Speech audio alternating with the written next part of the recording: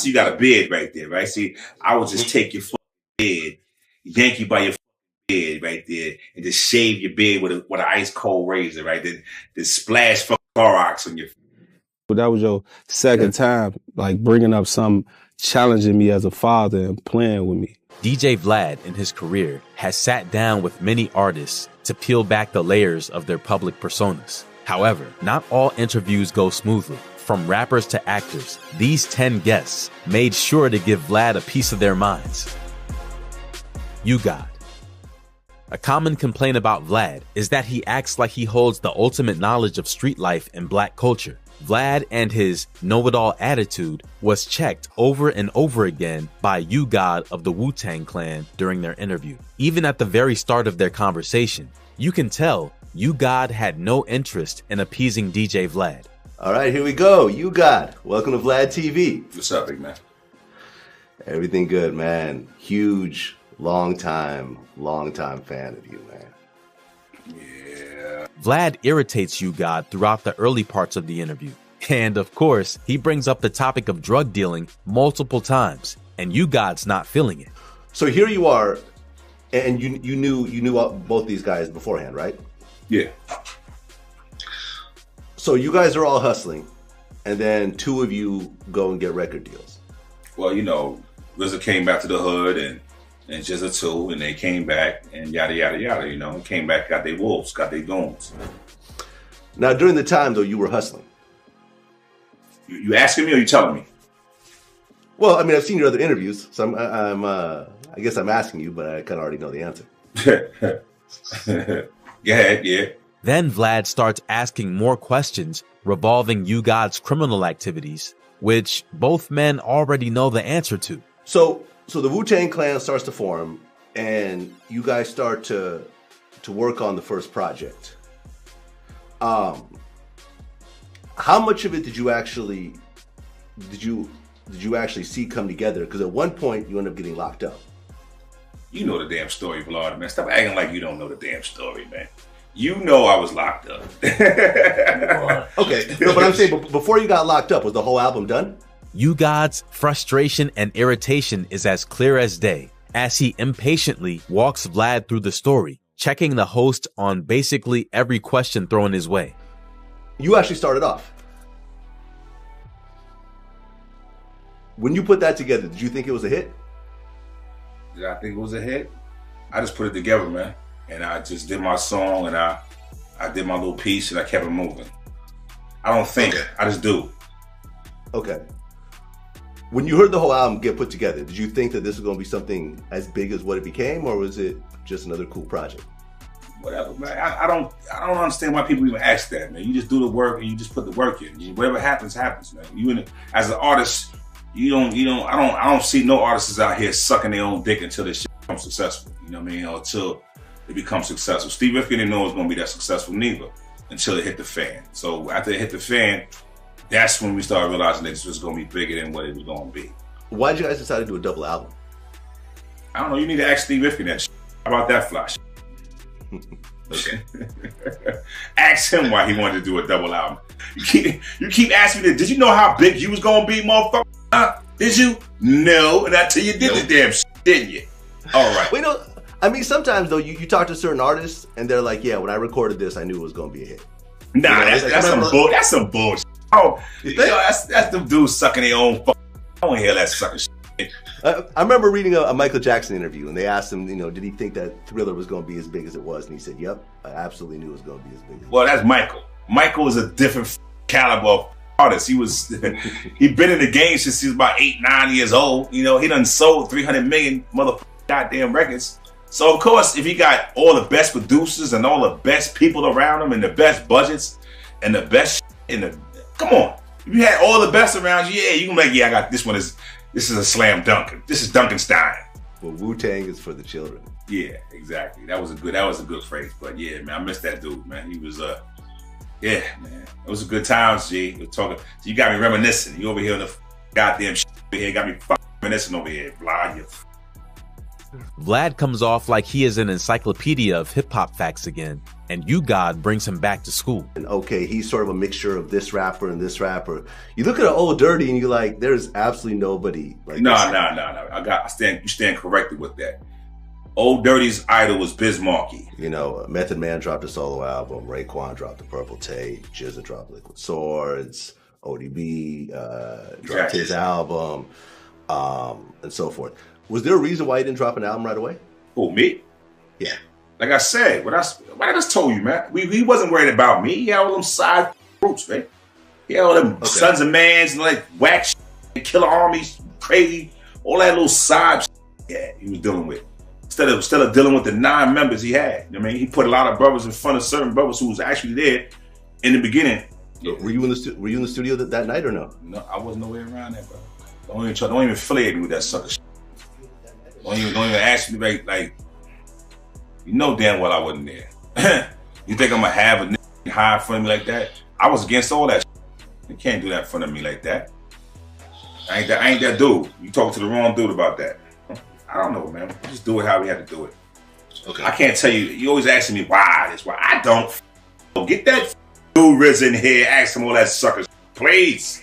I don't even like talking about this shit. I'm tired of talking about this shit. Talk about something else, man. Talk about something happy about that. You just come off the top of your head. Like, see, I see you got a beard right there, right? See, I would just take your head, yank you by your head right there, and just shave your beard with an ice cold razor, right? Then splash Clorox on your.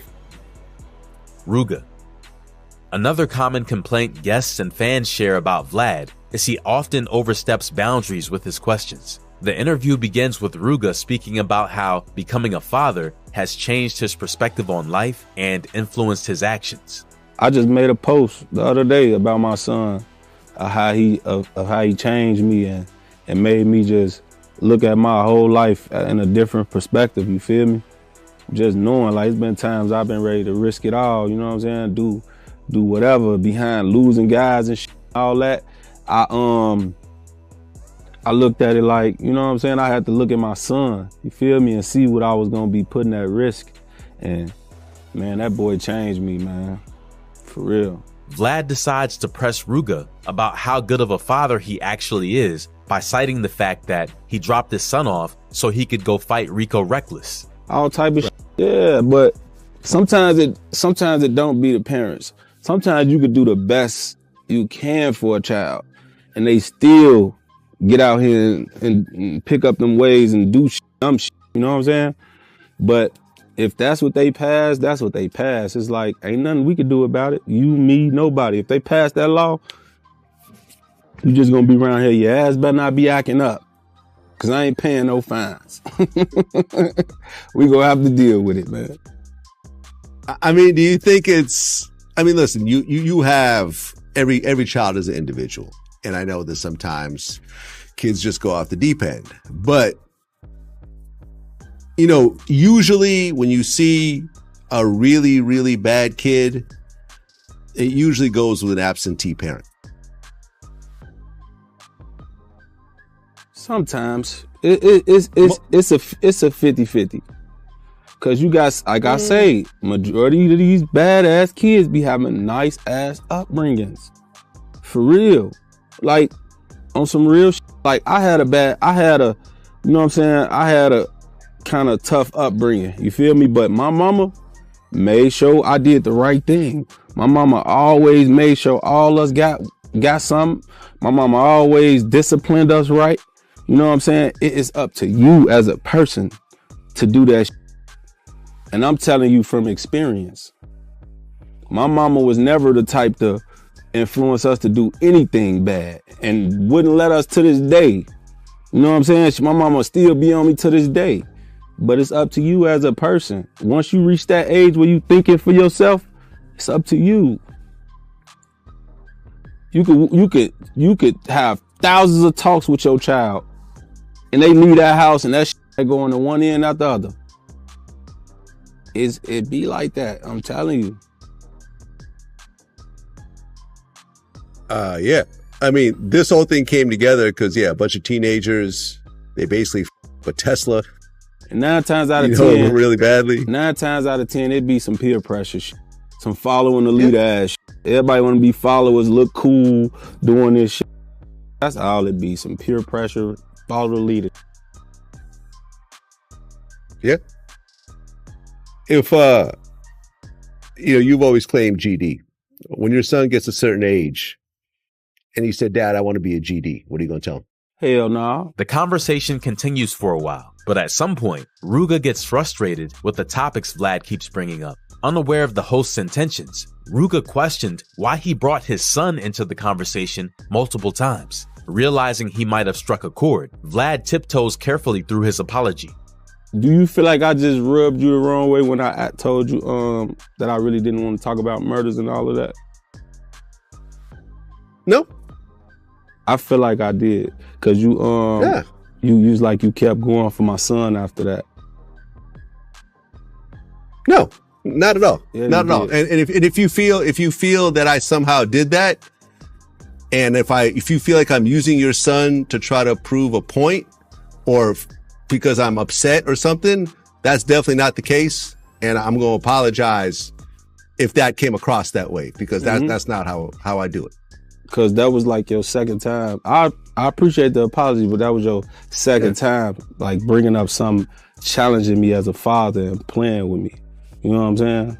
Okay. I'm not playing with you as a father. I respect fathers. You know what I mean? I had a father in my life until the day he died at 84 years old. Say less.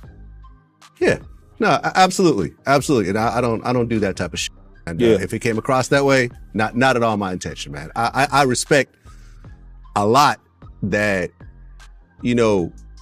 regardless of the situation with your son's mother, you play a very active role in your son's life. Because I feel that a lot of times when I talk to people who have very broken lives, most times there's an absentee father in that story. Not every time, but most times.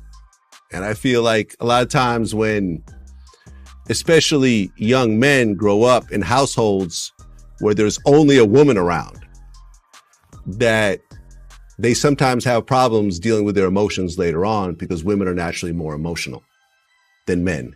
And I think that a father needs to teach his son how to deal with those types of emotions differently than how a woman treats with it. Because if you out here acting feminine when it comes to emotions, you're going to end up in a very messed up situation. So I respect what you're doing. The fact that, I love when you said, I'm taking my son to a boxing class. I'm like, oh, that's dope. Like, I dig that. You know what I'm saying? So when your son gets older and he's going to get bullied, because everyone gets bullied as a kid, he at least will know how to handle himself. He won't have to be running to the teachers every 5 minutes. Right. So yeah, but I appreciate you bringing that up, because I don't want you to leave that interview thinking, oh, Vlad is somehow trying to get at me, or he's trying to kind of come at me sideways. Because that's it's just, I that's all it is, bro. I get tired of talking about that about just murder, sad bro. I'm at a different point in my life, you know what I'm saying? I'm happy. I feel good. You know what I'm saying? I don't want to feel sad right now. You know what I'm saying? That's all. That shit make me sad. I don't want to be sad. I want to be happy, man. Pee Wee Longway. DJ Vlad has long been accused of being a snitch, as evident by the number of guests who appeared on his shows and ended up getting arrested by the FBI not long after. Another rapper who could have fallen victim to this is Pee Wee Longway. During his appearance on the show in 2017, he sat down with Vlad to discuss how he got into the business. I mean, you've been putting in some work. Trying my best, man. I ain't gonna let up no time soon. And when I listen to your songs, it's like you sound like someone that's been rapping for a long time. Like it doesn't sound like you just jumped into it and you just bullshit. It sounds like you really have been taking it seriously for a while. I mean, I have been putting my all into it since people started taking a liking into it. But I did just start. You know what I'm saying? I am fresh to it. I mean, you've been 4 or 5 years rapping? Yeah. Strong. Sounds like it's been longer, man. Congrats. That crazy, huh? I mean, some people just naturally take to it. I guess I'm one of them, my boy. But once Vlad questioned him about his street affiliations and past activity, he expertly sidestepped every one of the questions. So what was it like growing up in Zone 3 as a kid? I mean, I want to say like every other average man, man. You know what I mean? It wasn't always good, wasn't always bad. We just took it with each other and ran with it. Okay. When I look at your music, when I listen to your music and I look at your album covers and stuff like that, I'm seeing a lot of blue. The color blue seems to be very prominent. It's a nice color, my boy. It's a nice color. It ain't nothing like that. Now, I assume there's a Crip thing going on? Nah, just a nice color. Just a nice color? Yeah. No cripping going on? No, nothing. Just no a nice nothing. color. Just the scene. Themes and the scenes, man. Okay. Growing up in that type of environment, a lot of people start to hustle early. Like, how old were you when you first started hustling? I wasn't hustling, man. I was a school guy, man. Going to school, handling my business, man. You know. You 100% legal. You were good. Yeah. Doing everything by the book. Doing it by the book, man. Make sure it happens. Okay. And that's the way to answer those types of questions. People get mad at me for asking, but then people answer how they gonna answer. You know what I mean? So when I get that type of answer, I respect that type of answer. Right. And for all the future rappers out there, y'all don't have to answer my questions. Y'all can answer it like Pee Wee Longway saying that, I ain't affiliated with none of that shit. I don't do none of that shit. I'm just a rapper. Right. Pee Wee tiptoes around the questions like a boss, and you can tell he definitely did his homework and prepared for this interview. I was watching a Noisy special with you, with Vice. And there was one part in particular that everyone was talking about. And that was when you came out the car and a pint of lean broke on a cop's shoes. Now, what the hell you got going on? We on Vlad TV, man. We talking about Vlad, man. Next time I ride around with you, man, I'm seeing out that one pop out the car when I'm jump out the car with you, man. Let me see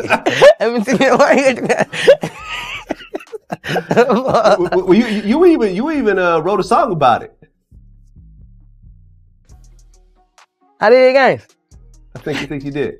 What song that was? It was on Mr. Blue Benjamin. You said busting a whole pint on their feet.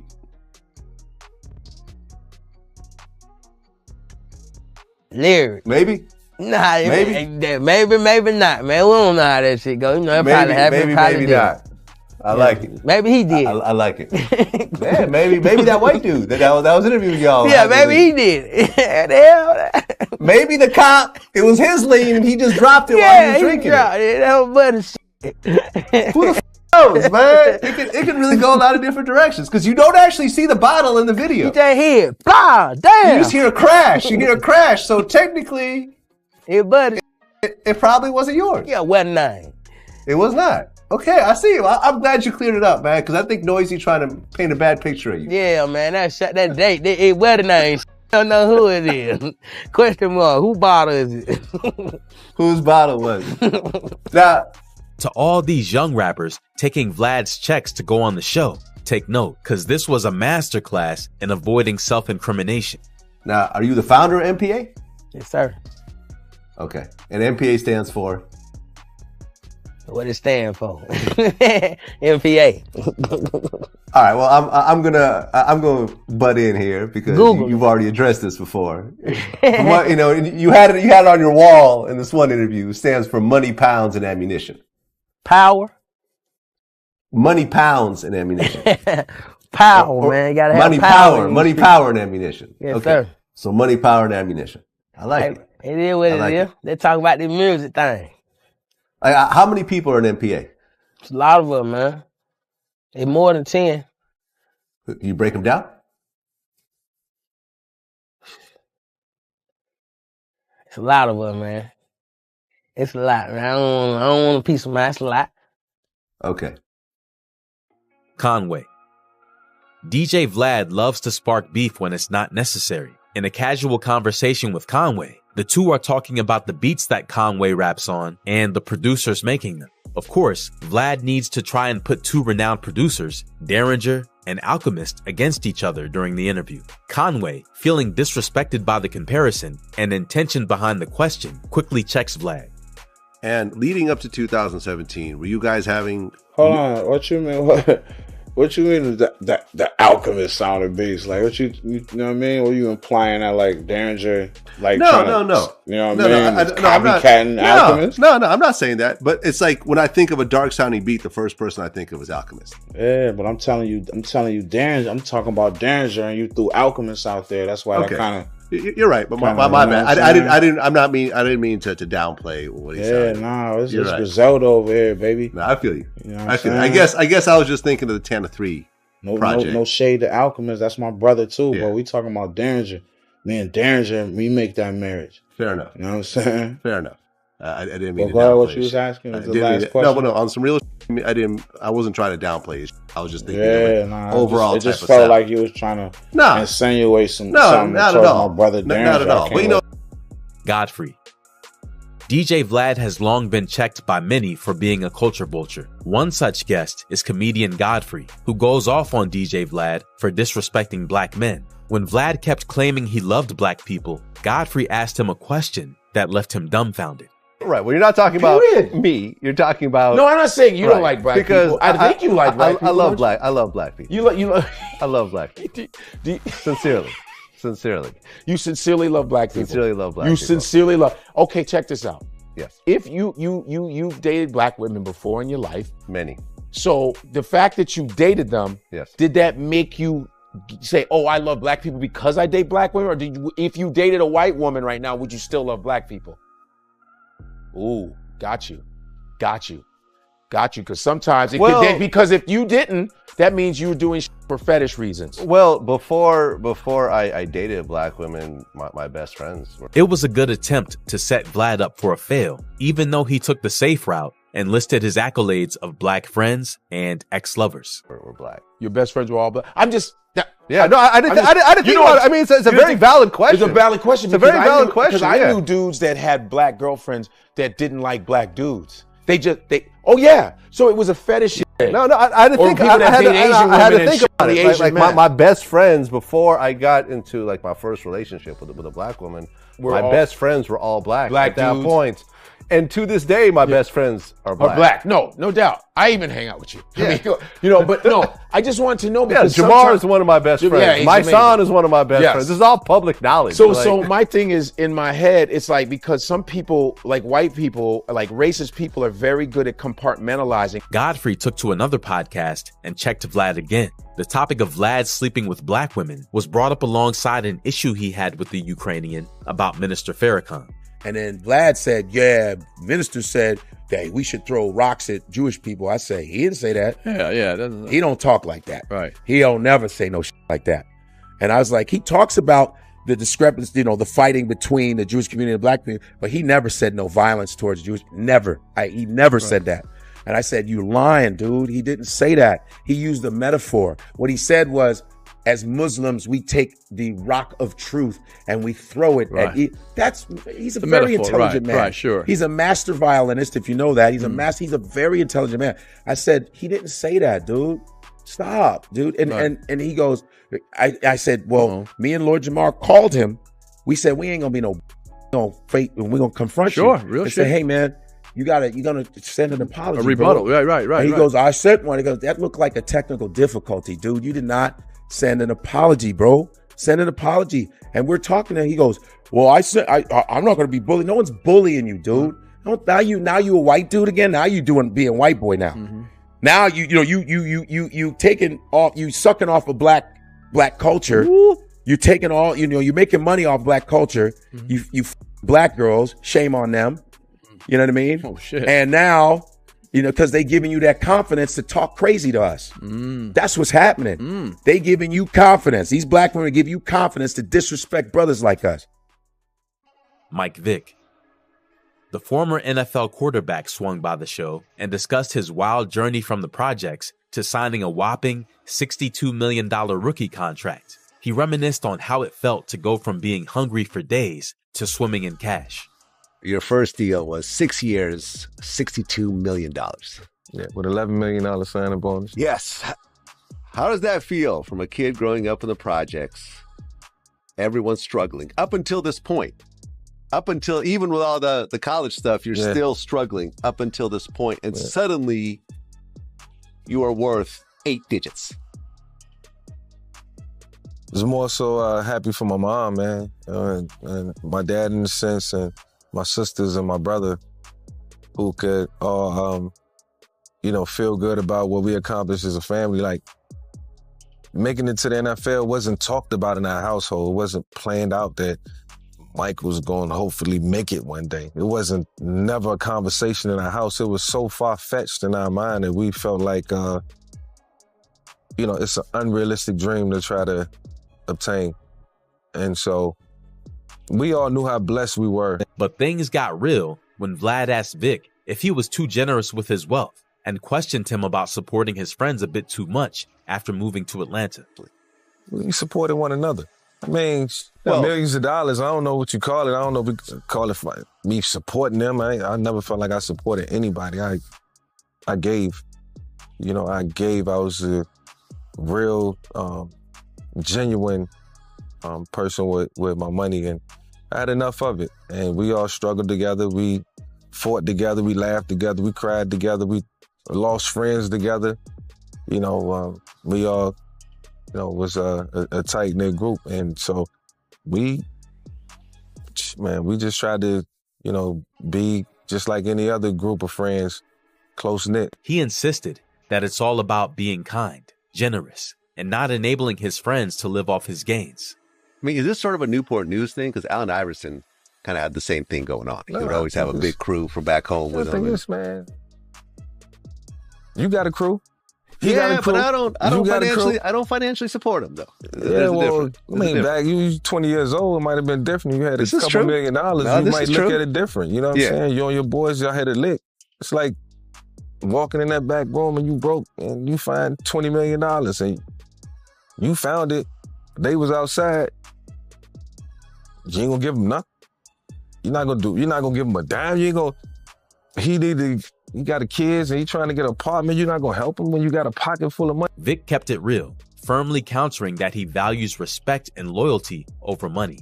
Vlad, in typical fashion, drops the "it's a tough situation" line, and Vic shuts him down. It's a tough situation. No, it's not a tough situation. I don't think it's a tough situation. I've dealt with it. I've dealt with friends, and it's always... I don't think it's tough. It's always, they're your best friends until the one time you tell them no. That's the truth. And then it turns very, very ugly very quickly. Cool. I didn't have to tell them no on a lot of occasions, and they didn't have to tell me no. Okay. And I knew at the end of the day, with anything, a majority of them had my back in any situation. So it's a respect level, man. Like, I don't value a dollar, I value, loyalty, I value respect. Lil Baby.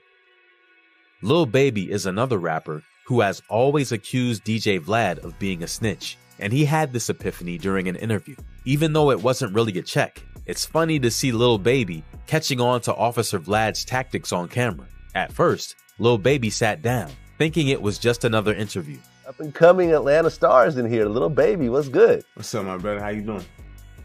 Everything good, man. I'm seeing the buzz growing out there. The songs are doing numbers. Congrats on what you're doing. Appreciate you. I appreciate everything. Most definitely. Appreciate you for having me. Vlad eventually evolves the conversation into an interrogation and asks Lil Baby about a fight he had while in prison. Prior to this incarceration, Lil Baby had been dealing with various legal issues related to drug charges. One of these arrests led to the probation that he later violated, resulting in the 2-year prison sentence. You ended up kind of getting lucky initially, right? Yeah, definitely. Okay, tell me about that. Actually, I had one lawyer, he trying to make me take 2 years, but I hired a new lawyer. The new lawyer got me a program for 6 months. Supposedly 6 months. Long story short, the program was going to end up me doing a year with the program. So when I got to the program, that shit was bullshit. You know what I'm saying? Straight bullshit. Button on the program, whatever, and just took the 2 years. Okay, so you started to get into fights essentially in the program?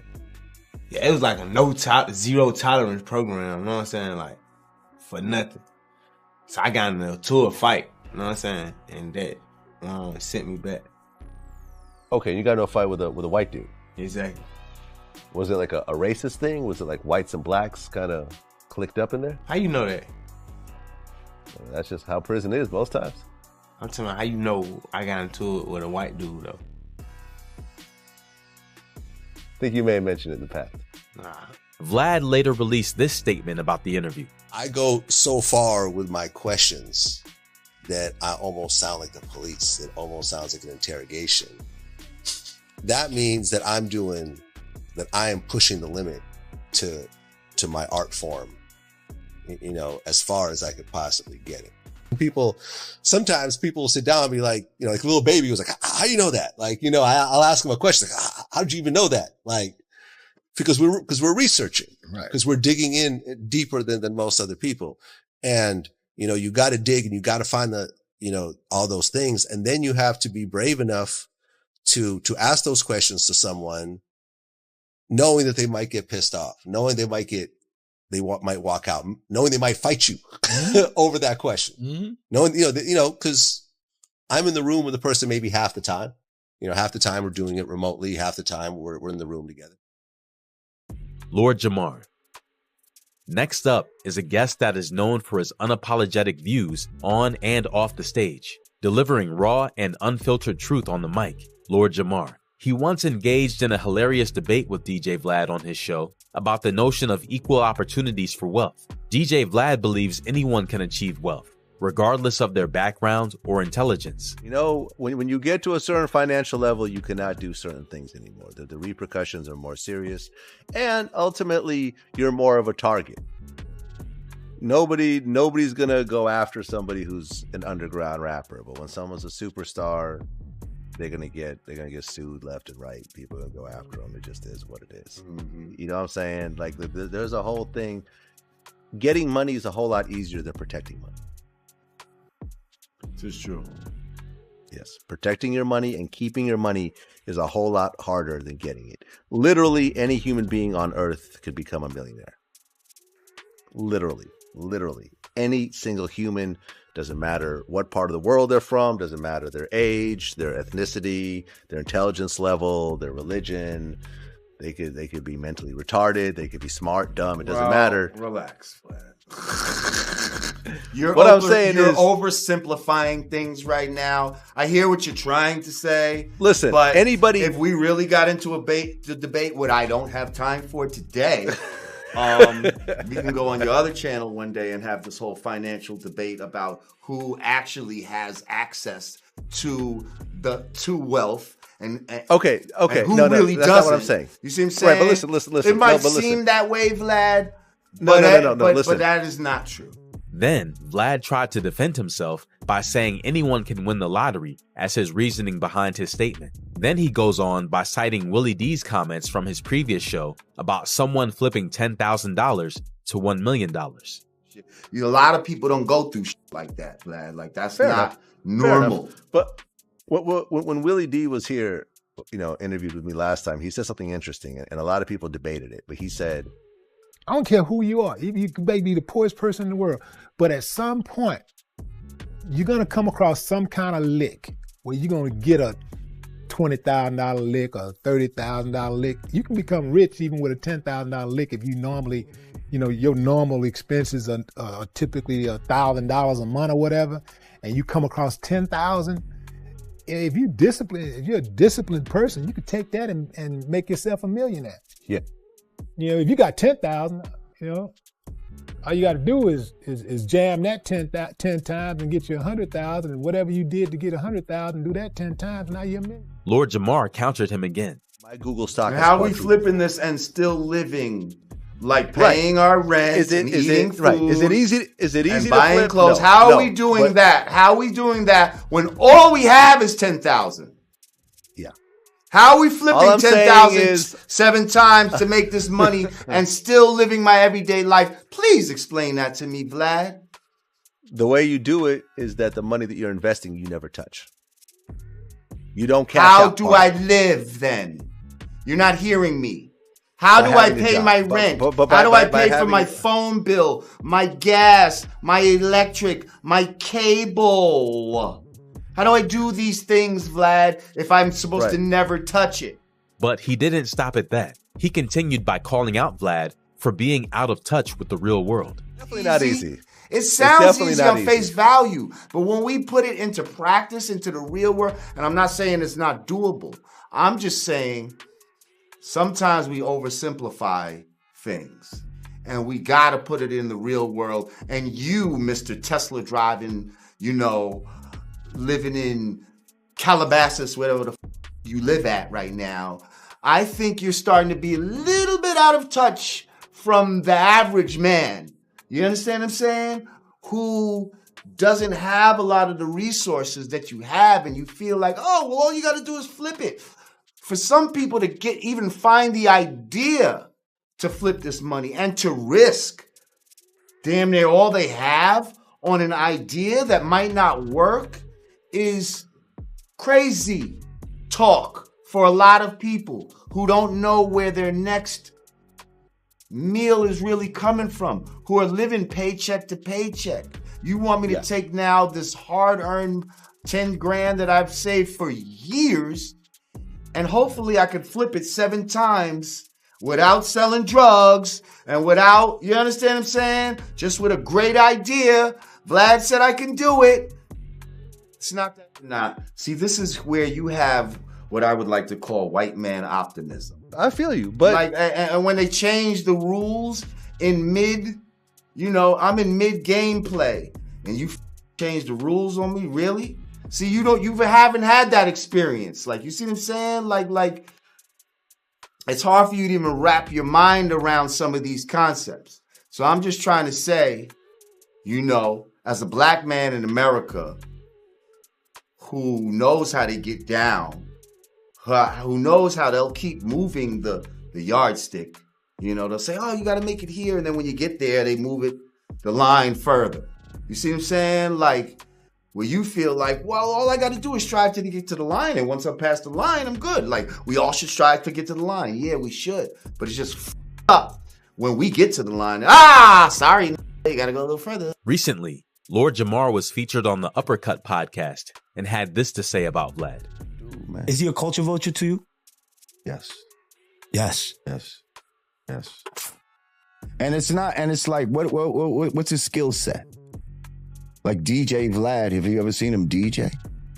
He said he used to. He used to make. Have you ever seen him DJ? No, never seen him. Me neither. Right. Me neither. He said he had one of the. He makes videos, man. Juelz Santana. The next guest dealt with another common DJ Vlad tactic. The Ukrainian DJ tried to spark a beef on the spot and make a serious matter out of a lighthearted situation between Juelz Santana and Jadakiss. During an interview with Juelz, Vlad brings up the moment during which Jadakiss snatched Santana's signature bandana at the 2022 Dipset Versus battle against the Lox, referring to it as a disrespectful move. Mad that I missed it. It was awesome. It was awesomely, immaculately beautiful. Yeah. If that's even context, the way you could put what I'm saying. Well, the one thing that bothered me personally, since we know each other, watching it was when Jadakiss grabbed the bandana off your head. I just thought that was just really disrespectful. Just me personally. Shut up, Vlad. Come on, man. You're not going to do that. You trying to stuff. It was I'm speaking for me. Nah, Vlad. Stop what you doing. The Harlem rapper immediately shuts it down, explaining that he didn't take offense to it. Juelz wouldn't let Vlad turn a harmless exchange into a manufactured beef. All right, so you weren't tripping off it. This ain't no, because see, but y'all do see, Vlad, you do like that, right? But say that would have turned into something escalated, right? Then it would have been, you know what I'm saying? That would have been bad, right? Look, don't look. I'm just looking at the actual incident. You said what you said. No, I respect it. I respect it. But that's why I'm gonna check it. I'm not gonna let you do that. And you still my man. But it was a good little shot. But I'm gonna.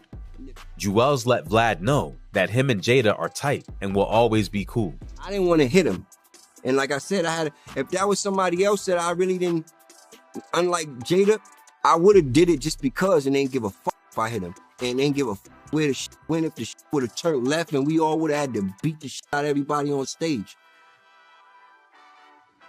I'm just telling, like, if I didn't have enough love and respect for Jada. So that's really what this is about, and just understanding. And I'm saying, like, he that nigga, that, but us, that ain't never gonna happen between us. Maybe some other nigga, yeah, cause they other niggas.